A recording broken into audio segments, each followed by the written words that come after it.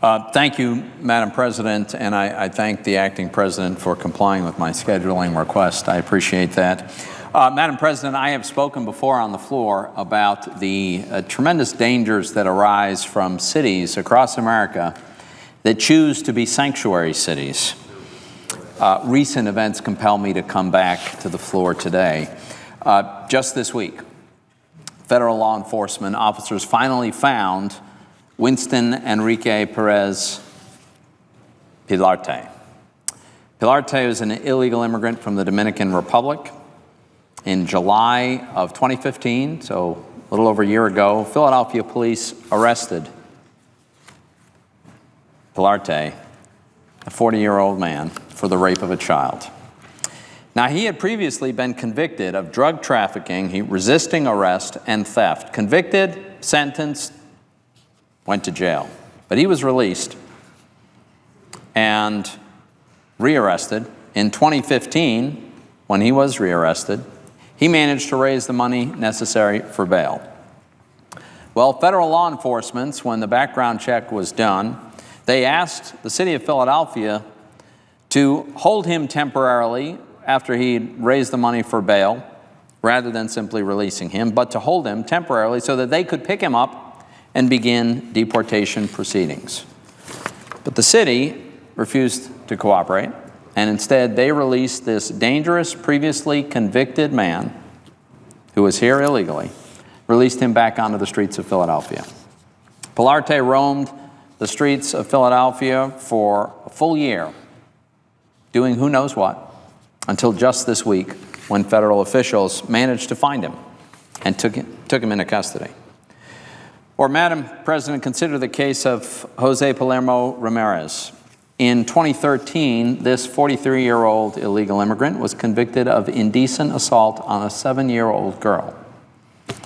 Federal immigration officials asked the city in this case to notify them when Palermo Ramirez completed his sentence and prior to his release, so that they'd be able to pick him up and begin the deportation proceedings of this person here illegally and obviously a dangerous and convicted criminal.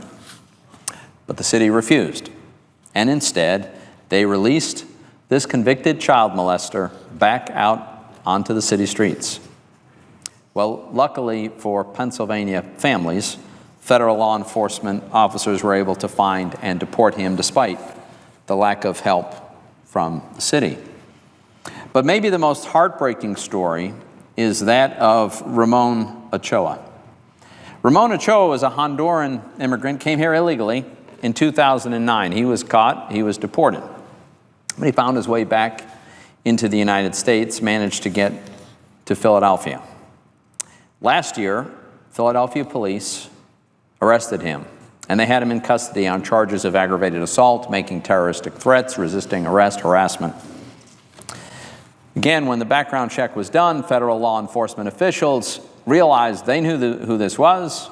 He was here illegally. He'd been deported previously. He was violent and dangerous, and they asked the city to cooperate with them so they could pick him up and begin deportation proceedings. But once again, Philadelphia refused. Instead, they released him back onto the city streets, where he continued to prey on others, and just 4 months ago, Ochoa was arrested, this time for raping a child under the age of 13. How can this possibly happen?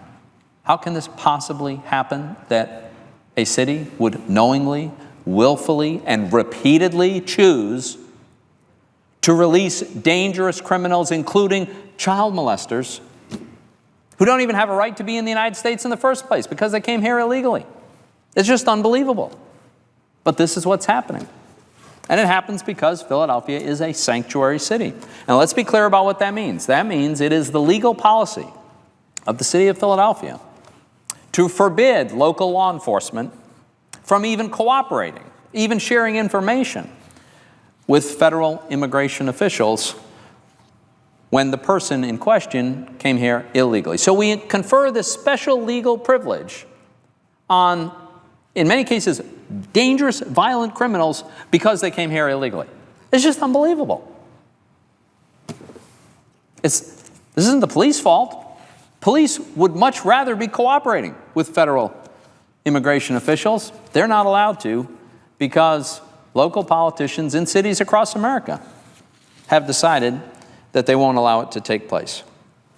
This is absurd. This is very, very dangerous. And small children in my state are paying a price for this. This is why, Madam President, earlier this year I introduced legislation. It's called the Stop Dangerous Sanctuary Cities Act, and it would solve this problem. It does it with two components. The first is to eliminate the perceived and understandably perceived legal liability that communities have, municipalities have. And here's the nature of their concern. There's a court order that says if the Department of Homeland Security issues a detainer request, the request that you detain a person that's here illegally that they believe is violent, and you comply with that request, you detain the person. And it turns out that the Department of Homeland Security had the wrong guy, just the wrong guy. Well, the concern on the part of our municipalities is they can be sued for that. So my legislation solves that problem. It says in a case like that, where a municipality complies with a bona fide detainer request, if the person is wrongly held and they have a cause of action they can take, they can do so, but that has to be against the federal government. It has to be against the entity that asked for the detainer. That makes perfect sense, and it completely eliminates any legal liability on the part of the municipality that would then cooperate with these detainer requests and information requests. So that's the first part.